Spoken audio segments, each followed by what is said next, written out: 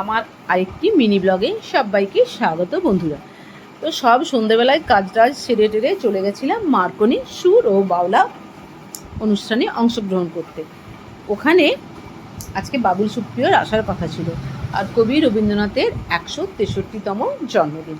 তো বেশ ভালোই লাগছিল।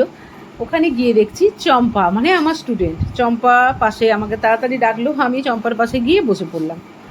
আর দেখলাম গিয়ে সবাই আমার পরিচিত ওখানটায় বসে আছে।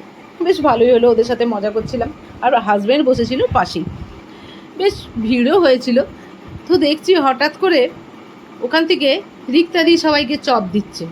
তো আমি ওদের সাথে চপে ভাগ বসিয়ে নিলাম, চপ খাচ্ছিলাম আর বাবুল সুপ্রিয়র রবীন্দ্রসঙ্গীত খুব মজা করে শুনছিলাম। এর মধ্যে কি ঘটনা ঘটলো, বাবুল সুপ্রিয় যেখানে গান করছিল স্টেজে, ঠিক স্টেজের সামনে এক ভদ্রমহিলা চপ মুড়ি খাচ্ছিল। তো বাবুল সুপ্রিয় ওকে দেখে বারবার বলছিল, আমাকে একটু চপ মুড়ি দাও, আমাকে একটু চপ মুড়ি দাও।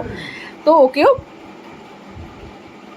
চপ মুড়ি তখন বাবুল সুপ্রিয়কে ওই দিদিটা দিল ও স্টেজের উপর দিয়ে। খুব মজা লাগছিল এগুলো দেখতে।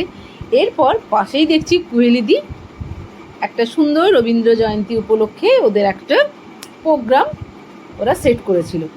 সবাই ওই ট্রাকের উপর থেকে ওরা প্রোগ্রামটা করছিল, র্যালিটা ভীষণ ভালো লাগছিল। আমিও তখন তাড়াতাড়ি করে সবগুলো ক্যামেরাবন্দি করছিলাম। কৈলেদি আমাকে চিনতে পেরে হাত নাড়ালো, আমিও একটু হাত নাড়ালাম আর কি।